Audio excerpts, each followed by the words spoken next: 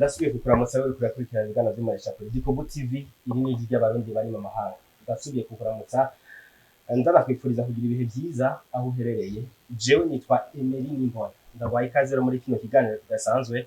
Ni ikiganiro ngiye kuganira n'uyu muri ko murabona hano kumbonesha kuri Gikobu TV, arashobora kukidondora. Akoze ndabaramukije, amazina yanje ni Ishimije Lidira Gaëlle. Ishimije Lidira Gaëlle. Ego. Imyaka ingahe? Imyaka 16. Ego. Miss uretse mbere no gutorwa nka Miss TFN Globe 2024, ushobora gusigurira bariko baradukurikirana ico Miss TFN Globe gisigura? Ego. Miss TFN Globe yatanguye muri 2021, yatanguriye kuri Saint-Esprit. Yatanguye dans le domaine yo gushigikira les jeunes filles mu activités parascolaires. 2021 kwari uko nyene na 2022 na 2023, mugabo 2024 yaciye ihinduka ija muri dans le domaine international, dans les activités internationales. Ego, ariko mu majambo yumvikana ikora gute? TFN nkuko nari ndabikubwiye, igitangura yari mu activité yo gushigikira les jeunes filles mu activités parascolaires. Mugabo 2024 yaciye ihinduka ishija muri domaine international, donc ikorera muri dans l'humanitaire kandi dans les activités parascolaires naho nyene. Muri make ubu ni wewe twovuga watsinze ku rwego rw'u Burundi. Ego. Ubu rero maze gutsinda ku rwego rw'u Burundi bizoca bibandanya gute? Nkikija muri competition, ikaba ariyo yabaye ya 3e édition ya TFL. Nagiye mfiseyo projet kubera ugiye kwitoza mu Miss tugeze ugenda ujanyeyo projet yawe. Hama nagiye mfiseyo projet yanje humanitaire, il consiste à lutter contre les violences à l'égard des femmes et des filles, kurinda amabi akorerwa abigeme n'abakenyezi, et par là nkeneye kubafasha dans leur autonomisation. Hari umukenyezi ushobora gusanga nk'ubu ashaka kudandaza, ashaka gushona, ashaka gukora n'ibindi bintu, ugasanga uburyo bwiwe n'imibereho abayemwo ntibimukundiye. Rero nivyo nshaka kubafasha, nshaka kubafasha dans leur autonomisation, biotonomize bo nyene. Muri make abadukurikirana bashumve neza, Ego. ushaka gufasha abakenyezi babubatse izabo cane kugira ngo bashobore kwitunganiza nk'imigambi, bashobore kwibako ikintu cyose ntibakizere ku bagabo babo. Ego.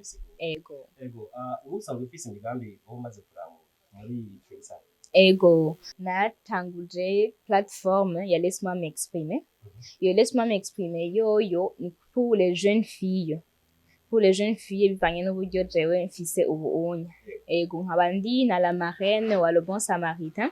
Le Bon Samaritain nayo kubijanye n'abakenyezi irabafasha nabo nyene. Hari abakenyezi ushobora gusanga bagwaye nk'imitima bivuye ku mvo zitandukanye. Hari ushobora gusanga bagwaye nk'imitima bivanye no ku ma violence bashikiriwe, les traumatismes et tout. Le Bon Samaritain nayo ifasha cane abana bagwaye imitima.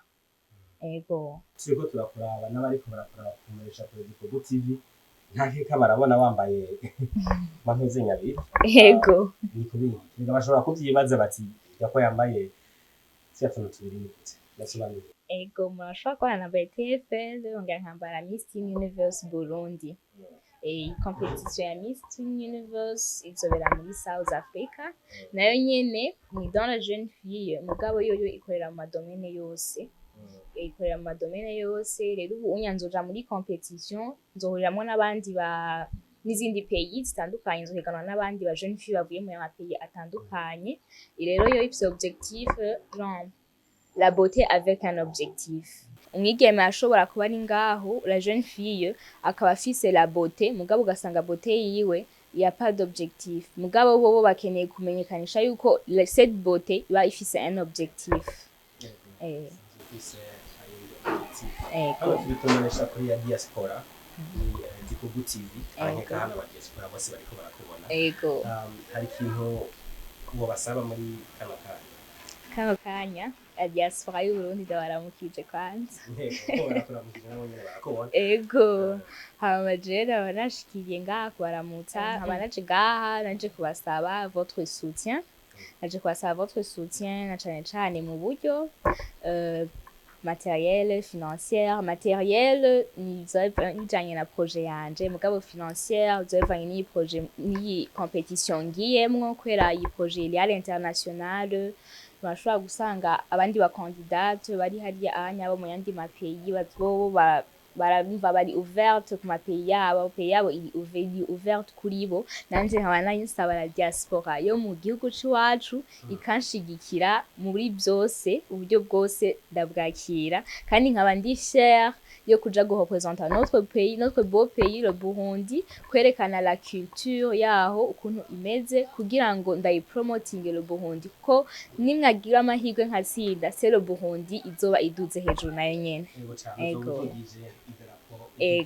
ego ihiganwa rikurikira nimba ntihenze zira muri South Africa ego abarundi baba muri South Africa nabo arico basaba muri mu buryo bwihari abo rero baba muri South Africa nabo nyene turabakeneye ego turakeneye kuri soutien yabo kuko nk'ubu ibereye muri South Africa washobora kubona nko muri salle izoberamwe iyo competition hazoba hariho des fans abafana b'umu candidate abari kuri scène ego rero tubasaba yuko bikunze mwohashika mukaraba ukungene ndiko nko presenta uburundi bwacu mukanshigikira kugira mumpe amahirwe na mwebwe yo gutsinda ego kuri Gikubu TV ni kwije ry'abarundi bari mu mahanga muramumvise Miss Dira mumushigikire na cyane abarundi bari muri South Africa cyangwa muri Afrika y'Epfo Miss Dira usanzwe ukurikirana ibikorwa bya diaspora ndundi ego ibikorwa nko diaspora ndundi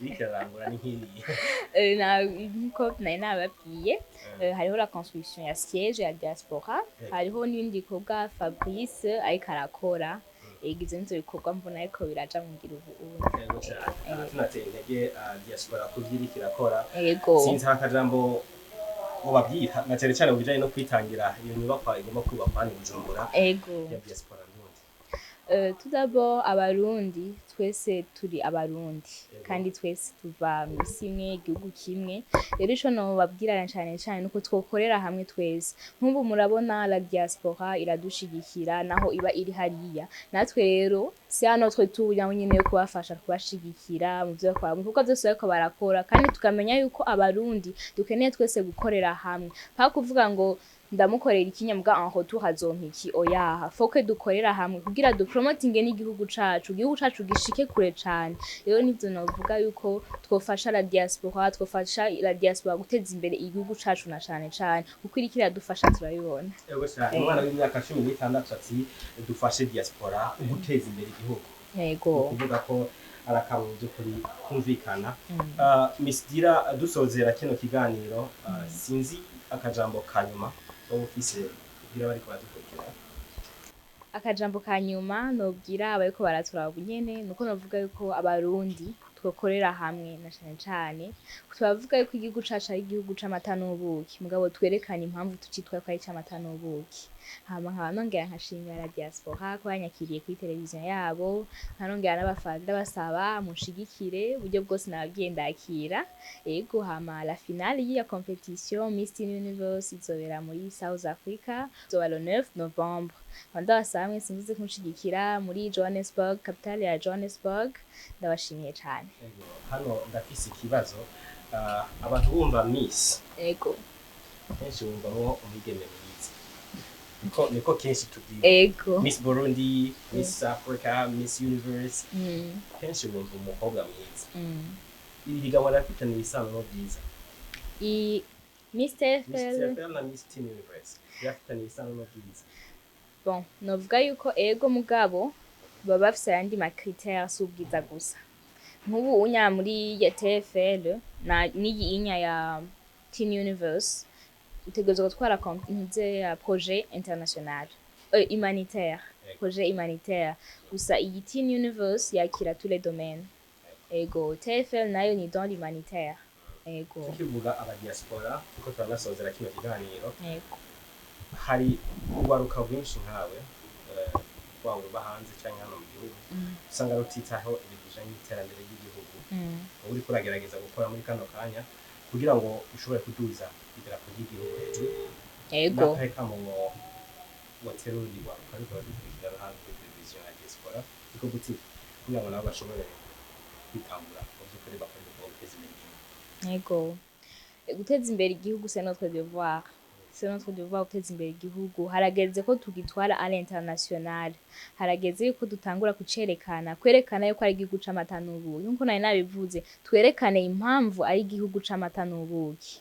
Tuvuga ko tugitangura kugishikana à l'international bose batangure bakimye ko ni igihugu ciza cyane turabizi twese. Hama nkaba nongera nterakama aba jeune na cane cane.